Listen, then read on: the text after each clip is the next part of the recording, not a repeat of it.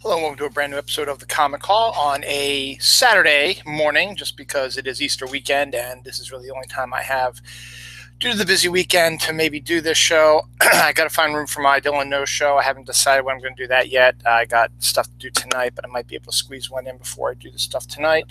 We'll see, hopefully. We'll see what's going on. But yeah, I'm just looking at things right now, and hopefully it'll be a good week. It's finally sunny out here on the eastern seaboard, excuse me.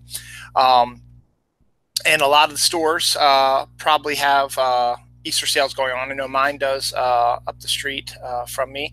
They've got a gigantic Easter sale. It's one of their biggest sales of the year is going on this week, so I might stop by in there and pick up some stuff. I mean, it's gigantic. It's huge. And they're open on Easter also with special extraordinarily huge discounts to get people to come in on Easter Sunday. See, right now, 50% off of trades and stuff like that is going to jump to 60% off tomorrow, and then back issues is jumping from 50% to 70% off. So, need some comics. No, that's my comic store, but hey, check out your little comic store. You never know what could be there. So, what do we got out this week that you might be interested in? Well, glad you asked, because this is the Comic Call.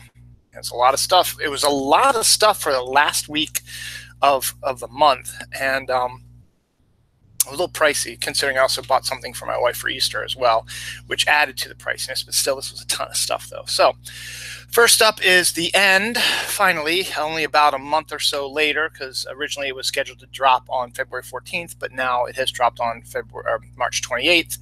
We have the final issue of Metal, issue number 6. It's been a up and down miniseries for me. It's been a kind of a weird one, and I'm still unhappy with Snyder's obsession with the Joker. But the fact is, he's signed on to do Justice League now, and I'm actually intrigued by that to see what he's got planned for that as well. But you know, you got Scott Snyder writing this, and Greg Capullo, who always does his spectacular job of artwork, continuing his fantastic job. He's one of our great artists out there, and I wish he would do some more stuff, but I know he has some health problems, so I understand. But yes, everything you need to know about Metal ends up in here. You also get a little taste of what's to come in the Marvel Universe. Not Marvel Universe, DC Universe, I should say. This is a really kind of cool shot as well. Here's all the upcoming stuff that you might be seeing in the future. A couple pages of, give you a little bit of a look into the past. And then we get Mikel Janin doing a prologue, doing the art of the prologue with James Tynion IV to set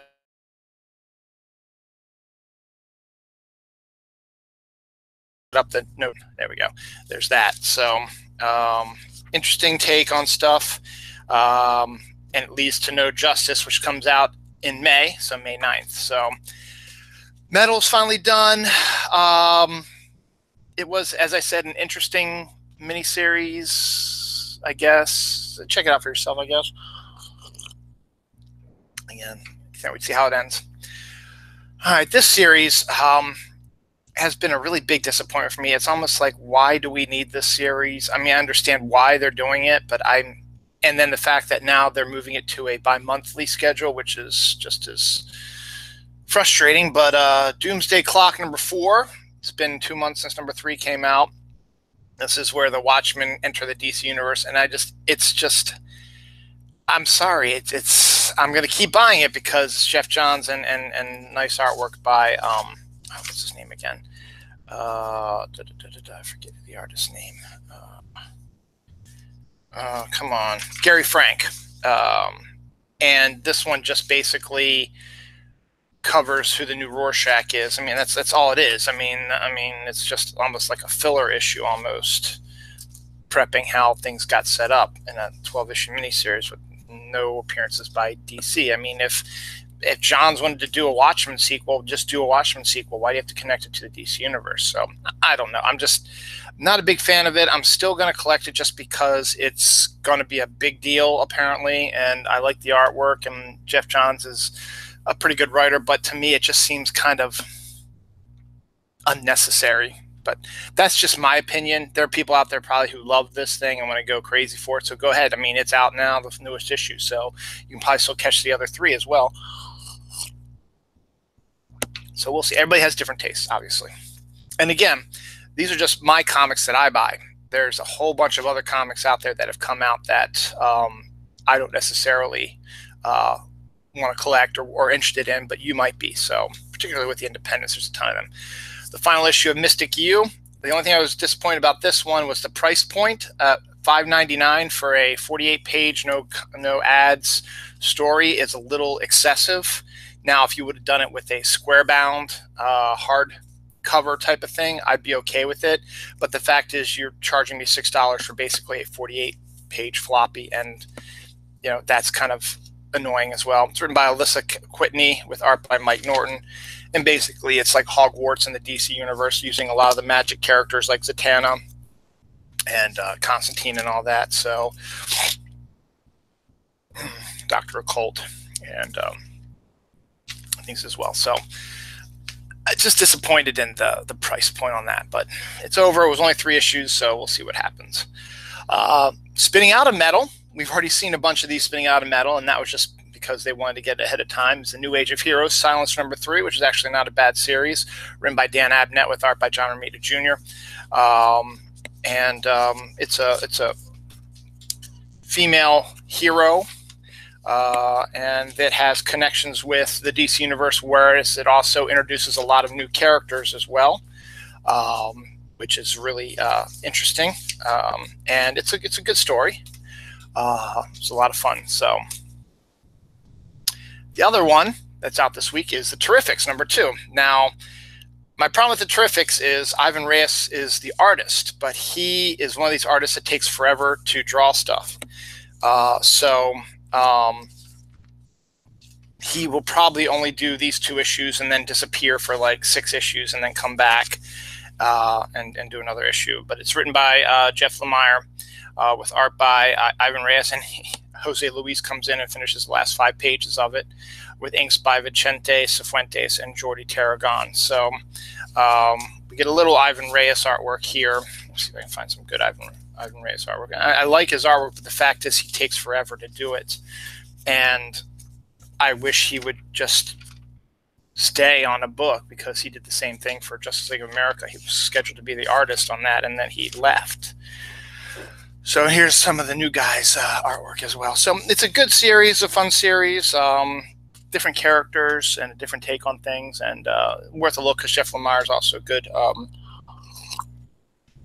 writer as well. So we'll see. Batgirl #21 is on the bubble right now. Nothing against the creative team or whatever. It's just I need to start cutting back on stuff. I really haven't read Batgirl in a little while. I like the character, though, and I like Hope Larson's writing on it, with art by Scott Goluski. This is a nice little, looks like a one-off, where Barbara works with her dad, Commissioner Gordon, who doesn't know that she's Batgirl, even though technically I think he really does, because here's somebody who sounds like his daughter, looks like his daughter, and is hanging out here, and occasionally does the dad commissioner. Commissioner's not stupid. So, but it's a nice father-daughter storyline, and Hope Larson does a really good job writing it. And as I said, it's just on the bubble just because they cost a lot of money, and I gotta start cutting back a lot, because I need a lot of things. I need to get in my car. I need to start really thinking about, I want to open my coffee shop, so I need to start saving money for that as well. So we'll see. Here's another one that I'm probably on the fence about, but Hal Jordan, the Green Lantern Corps #41. Robert Venditti writer, art by Brandon Peterson, which is a welcome change. But again, Zod is becoming one of those characters that is like the Joker, overused and unnecessary, and this turns out to just be one big battle sequence. I'm going to get back to some outer space adventure that has nothing to do with Zod or the Joker or anything like that. So we'll see what happens. But it looks like it is, because it looks like the next issue is going to introduce the Dark Stars again, who I've always liked, and I wish they'd come back, and now apparently they are, because not only are they mentioned in Metal, they're mentioned in there as well. So that's what we got there. I'm sticking with Flash only because I'm interested in the Flash War story that's going to be coming up this summer, and this is laying the groundwork for it. So Joshua Williamson is the writer. He's been the writer on Flash since it restarted. Carmine DiGiandomenico has done most of the artwork on the new series since it started. So we're redefining the Speed Force in advance of the Flash War story, which is going to be huge, and I think is why I'm going to keep probably reading this one, because I have to start culling really soon, particularly this summer when we've pretty much put a deadline of getting a card by this summer in there. So I got to start culling it there. I mean, getting less miniseries because while I like the Demon, and it's only got one more issue left, so I'll keep with it. The Demon number 5 is out this week. Miniseries number 6, written by who is it? Andrew Constant, with art by Brad Walker and Andrew Hennessy inks. It's good artwork, and you've got some of the other mystical characters in the DC universe coming in. The mystical characters are highly underrated. They need to get more exposure, and they are. Justice League Dark is coming back this summer as part of the whole Justice League revival thing that's coming up. So that's pretty cool. So Demon number 5.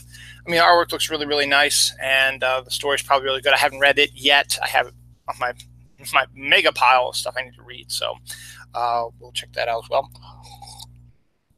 Speaking of miniseries, I like this character, and I'll probably stick with it for the long run. Mara number 2, miniseries, 6-issue miniseries written by Dan Abnett with art by, is that Lan or Angel? Lan Medina, and inks by Norm Ratmud. Gives Mara a shot away from Aquaman to give her her own little storyline without having to resort to Aquaman showing up and saving the day and stuff. So good stuff there as well. Dan Abnett has been writing Mara for a while, so it's good. That's it for the regular DC stuff. Young Animal has gone under a remake, I guess you could say. And Mother Panic, Gotham AD is the new Mother Panic book. That's out this week as well. It continues the same creative team. Where are you? Jody Hauser, Ibrahim Mustafa. So it's Mother Panic's always been is a fascinating character. I've liked her character, and she has the aspect of being in Gotham and adding a little bit of a mystique to Gotham, which is really, really cool, and is just a highly interesting character. So I don't know if you necessarily have to, because I haven't read this yet, I don't know if you have to have read the original Mother Panic series to understand this, but hey, it's a number 1. Pick it up. The artwork looks really nice, and it's a great character. That's it for DC. Marvel-wise, unlike last week when I only had 1 Marvel book, I've got 3 this week. My boy Spider-Man, my homeboy Spider-Man represents, and Peter Parker Spectacular Spider-Man number 302. This is a weird book written by Chip Zdarsky with art by Joe Quinones and inks by Joe Rivera. Another one of these is Adam Kubert was supposed to be the artist on this. He did a few issues and then has disappeared for the most part, and Quinones has come on and has been doing, I guess, this story arc as well. This story arc is sort of a amalgamation of all the Spider-Man movies / comic book type of things all happening in one frame, time zone, and then you still continue Peter's sister's story arc as well. It's just one of these weird little storylines that Zdarsky's, I guess, famous for. So we'll see what happens. So it's a pretty good series. It's enjoyable, but it's different. I'll give it that much. It's a different take on Spider-Man. I'm not saying it's bad or good, but we'll see what happens. And the fact was, when they announced a new creative team on Amazing Spider-Man, I'm a little bit iffy on if I'm going to continue with Amazing Spider-Man, even though Spider-Man is my homeboy. So we'll see. Speaking of miniseries and weird characters that get a miniseries, but hey, this is Lockjaw number 2. You gotta love Lockjaw. Lockjaw's a big giant dog who teleports people. And to be written by a guy named Daniel Kibblesmith is even hilarious. Also, art by Carlos Villa, inks by Roberto Poggi. So you get a little Kazar action in here as well. Savage Land stuff, but hey, it's Lockjaw. I mean, how can you hate on Lockjaw? You can't. It's Lockjaw. He's awesome.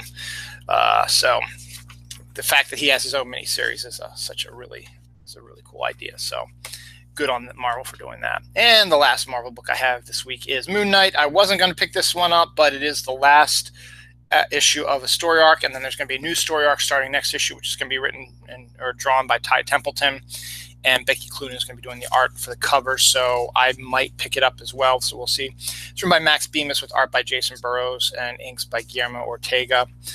Moon Knight's always been one of those crazy characters that, you know, is an interesting one to write, and it's a different one to write, and it could be kind of a challenge for some people, but Moon Knight's always been a really cool character as well.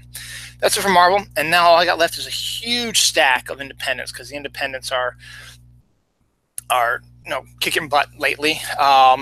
When this book first came out, when Valiant Universe first came out a while back, and this book first came out, it was drawn by Bob Hall, and I think he even wrote it too, and it was amazing. It was my favorite Valiant book of all of them.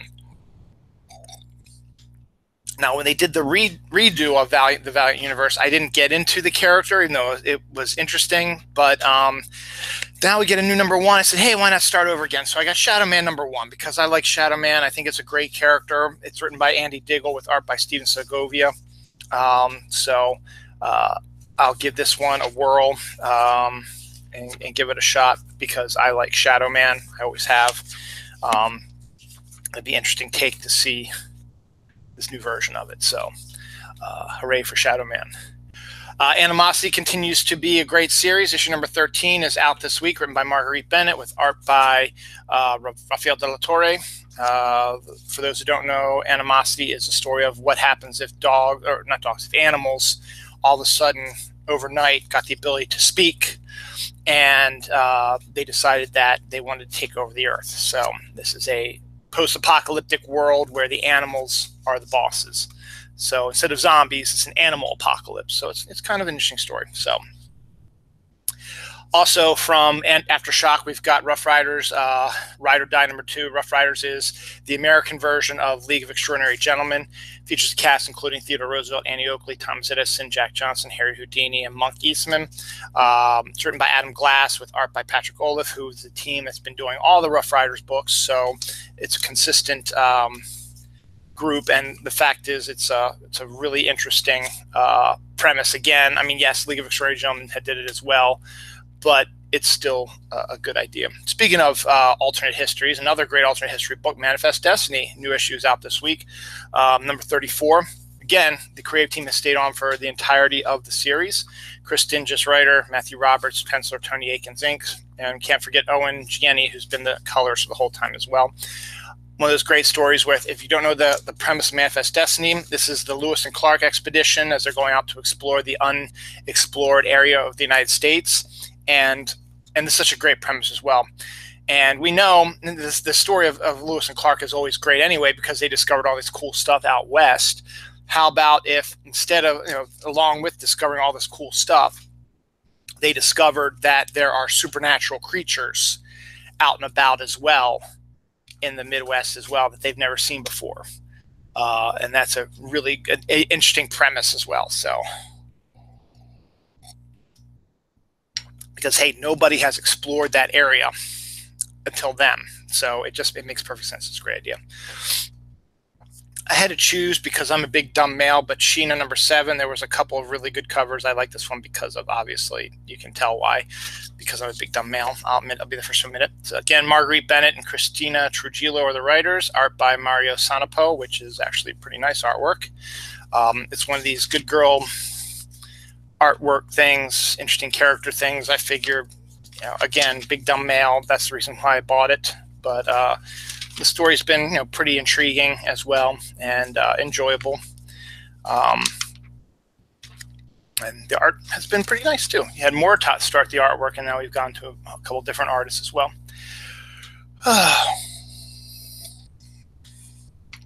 Here's another big dumb male thing. Hackslash Resurrection number 6. I got this variant cover, obviously, for you can tell why. And I'll be the first to admit it. Written by Teenie Howard with art by Sealor. This is the last issue of this miniseries, so hopefully they'll do another Hackslash. I've talked in detail about my love for Hack Slash. So I just wanted to let you know about that. Next up, we have Hit Girl number 2. Mark Millar, Ricardo Lopez Ortiz. I've been getting the Kick-Ass remake as well. And I figured I may as well get Hit Girl too, because both characters sort of go hand in hand. So you get what you expect. It's highly violent. And it's a new story that just focuses on Hit Girl. So yeah, gotta like that. So again, no, Kick-Ass and Hit Girl have new miniseries, so go in your local comic book store if you're interested in those and pick them up. Black Magic number 11 by Greg Rucka, art by Nicola Scott. This is the reason why they left Wonder Woman. It's about a witch police officer, and it's pretty cool. They've got some sex and nudity in here as well. But in essence, it is a supernatural cop show. So, and interesting artwork by Nicola Scott. Abbott number 3 by Saladin Ahmed and Sami Cavella. It's just an interesting book in its own right, and features a person of color, female protagonist. So, gotta like that as well. Labyrinth number 2. This is basically the prequel to the Labyrinth movie. Simon Spurrier, who wrote the Dark Crystal sort of prequel, is writing this, and Daniel Bayliss is doing the artwork. So if you're a fan of the Labyrinth movies, Heather, you might want to check out this book. It's issue number 2. Heather's at a con right now, who's one of the biggest Labyrinth fans I've ever seen, and hopefully she'll see this. Maybe I'll mention to her on Twitter to say, hey, when you're out there, check it out and see if you can find it. And finally, Battlestar Galactica vs. Battlestar Galactica number 3, written by Peter David, with art by Johnny Desjardins. Excuse me. It's the crossover we didn't know we needed, but we got. We get the original Battlestar Galactica from the 70s, crossing over with the gritty new century version of it, and an interesting take on things. And Peter David's writing it, so. That's it for this week's Comic Call. I want you all to have a marvelous Easter weekend, spring break for those kids out there who have spring break. Go to your local comic book store this weekend particularly because, hey, you've got extra days off this week. Why don't you pick up something to read, or if you need something for the last-minute Easter basket, go to your local comic book store. You might find some really cool stuff. There's usually going to be toys and cards and Funko Pops and glassware and shirts and statues and comic trades and regular comics. You can get some cool stuff to put in your kids' Easter baskets as well. And much like my store, a lot of stores might be doing Easter sales this weekend because why not? You've got a full weekend of people who can come in and do stuff. It's a holiday weekend, so why don't you come and get stuff? I'm going to probably head up there very soon. Part of my errands I have to run, get some cool stuff that I want myself for my Easter basket, which I'm going to put together myself. Actually, my wife will put mine together, but maybe just slide those in and say, oh, look what the Easter Bunny brought me. Anyway, that's it for this week's Comic Call. Next week, we'll be back hopefully around the regular time. I know it's the second Saturday in a row, but just the way things have been going, it's weird. I start a new work project next week, so hopefully I think I might be getting off earlier than usual because they close earlier than the place I work at. So I might be able to sneak out of there earlier and get stuff done quicker. So hopefully I'll get the Comic Call back online with a Wednesday to Friday sort of window to come in. And again, I need to start culling maybe April. I keep saying, maybe it's a new month. Maybe I need to start culling. I have started culling a little bit. Like Justice League America came out this week. I didn't buy that. And there were a couple other things I didn't buy this week, but I bought most everything else. So that I've been saying I wanted to cull. So we'll see what happens. So other than that, go to the comic book store. If you don't know where your local comic book store is, go to your search engine, type in CSLS or the Comic Shop Locator Service.